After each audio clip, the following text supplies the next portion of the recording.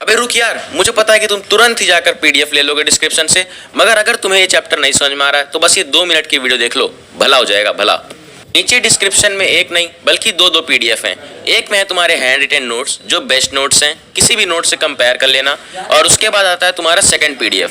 इसमें तुम्हारे previous year questions जो तुम्हारे पिछले बोर्ड एग्जाम्स में आ चुके हैं लगातार, और उसके बाद जो और चीज़ें हैं वो है latest type of questions. Latest type यानी कि जो बोर्ड्स 2021 में आने वाले हैं, जैसे कि एमसीक्यू आएगा और असर्शन रीजन क्वेश्चंस। तो ये भी मैंने बेस्ट क्वेश्चंस निकाल के दिए हैं। एक नई चीज़ माइंड मैप्स, यानी कि एक ऐसा फ्लो चार्ट जिसमें तुम्हारा पूरा चैप्टर रिवाइज हो जाएगा, वो भी है, ये तुम देख लो स्क्रीन पे, जिससे तुम पूरा चैप्टर एक ही बार में एक ही पेज में रिवाइज कर सकते हो। अब अगर तुम्हें ये चैप्टर बिल्कुल नहीं समझ में आ रहा है तो यार बस थोड़ा ध्यान से सुनना, यहीं पर चैप्टर खत्म कर दोगे। एसिड्स ऐसे कंपाउंड्स हैं जिन्हें तुम जैसे ही वाटर में मिलाओगे वो तुरंत ही आयंस में टूट जाएंगे। तो मान लो एग्जांपल ले लो HCl, हाइड्रोक्लोरिक एसिड। ये किस किस आयन से बना है? H+ और Cl-। तो तुरंत ही वाटर में मिलाया और H+ और Cl- बना। और सुनो, चाहे जो एसिड हो सब में H+ आयन जरूर रिलीज होगा, और ये जो H+ आयन रिलीज होगा ये इतना ज़्यादा अनस्टेबल होगा कि ये अगल बगल के अपने वाटर से बॉन्ड बनाकर बना लेगा hydronium ion. H+ + H2O = H3O+। Acids की कुछ आसान सी फिजिकल प्रॉपर्टीज, यही सब यार के एसिड खट्टे हैं, ब्लू लिटमस को रेड कर दे रहे हैं, और गुड कंडक्टर ऑफ इलेक्ट्रिसिटी हैं। इलेक्ट्रोलाइट का मतलब है कि ऐसे सॉल्यूशन जो इलेक्ट्रिसिटी कंडक्ट कर पाए। फिर आती है केमिकल प्रॉपर्टीज, जिसने तुम्हें सबसे ज़्यादा परेशान करके रखा है। तो इसके लिए मैंने एक वीडियो भी बनाया है, वो यार बेस्ट वीडियो है, उसे तुम चेक कर सकते हो, वरना यहाँ पर मैंने लिख दिए हैं फॉर्मूले के बेस पे तुम्हारे सारे रिएक्शन एसिड बेस के कंडक्ट होंगे। अब आता है तुम्हारा बेस।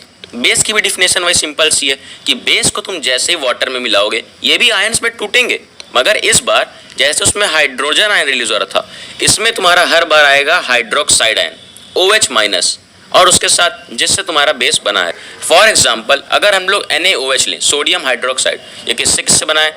Na और OH-, तो Na+ बन जाएगा और OH-। इसकी भी कुछ कंट्रास्टिंग फिजिकल प्रॉपर्टीज और केमिकल प्रॉपर्टीज, केमिकल वाला यार वीडियो देख लेना, मैं कह रहा हूँ फिर से। फिर आते हैं इंडिकेटर्स। इंडिकेटर्स यार वो होते हैं जो बता दें कि ये सॉल्यूशन तुम्हारा एसिडिक है या फिर बेसिक है। कैसे? कई टाइप से, जैसे कि कुछ कलर चेंज करके और कुछ स्मेल चेंज करके। तो इसके एग्जाम्पल्स हैं, ये तुम पढ़ लेना।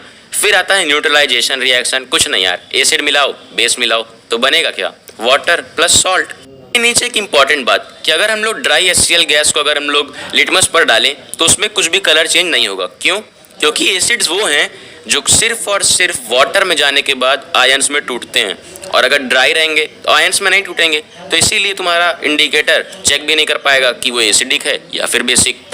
इसी तरह की कई इंपॉर्टेंट बात जो तुम्हारे बोर्ड एग्जाम में डायरेक्टली इस नोट से उठा के पूछ ली जाएगी, ये आएंगी यार। तो इसलिए बहुत ही अच्छे से इस नोट्स को पढ़ना। आता है तुम्हारा यूनिवर्सल इंडिकेटर जो pH के बेसिस पर काम करता है। pH क्या है? pH देखो, P का मतलब है पोटेंस। पोटेंस एक जर्मन वर्ड है जिसका मतलब है पावर, और H है तुम्हारा हाइड्रोनियम आयन कंसंट्रेशन। तो जितना हाइड्रोनियम आयन वो उतना ज़्यादा एसिडिक, क्योंकि एसिड हाइड्रोनियम आयन रिलीज करते हैं, और जितना कम हाइड्रोनियम आयन पाया जाएगा सॉल्यूशन में वो उतना ही ज़्यादा बेसिक, क्योंकि बेस में तो हाइड्रोनियम आयन रिलीज होता ही नहीं है। pH समझ गए तो फिर ये उस बेसिस पर कुछ एग्जाम्पल्स दिए हैं, इसे तुम पढ़ लेना। अब इसके बाद देखो कि importance of pH in everyday life, कि यहाँ पर एवरीडे लाइफ में क्या क्या pH के यूज़ हैं और क्या क्या इंपॉर्टेंस है ह्यूमन बॉडी को भी और प्लांट्स को भी। तो इसे तुम पढ़ लो और सॉल्ट्स पे आ जाओ। क्या था ना कि न्यूट्रलाइजेशन रिएक्शन में एसिड बेस मिला दो तो सॉल्ट और वाटर बनेगा, बस वही सॉल्ट है। तो डिफिनेशन लिख देना यार कि सॉल्ट ऐसे कंपाउंड्स हैं जो एसिड बेस के रिएक्शन पर बनते हैं। अब देखो, सॉल्ट्स स्ट्रॉन्ग एसिड के और स्ट्रॉन्ग बेस के बनाओगे तो न्यूट्रल बनेगा, स्ट्रॉन्ग कैंसिल कर देंगे, और अगर एसिड स्ट्रॉन्ग होगा तो हल्का सा सॉल्ट भी तुम्हारा एसिडिक हो जाएगा, और अगर बेस स्ट्रॉन्ग होगा उसको बनाते समय तो हल्का सा तुम्हारा सॉल्ट भी बेसिक हो जाएगा।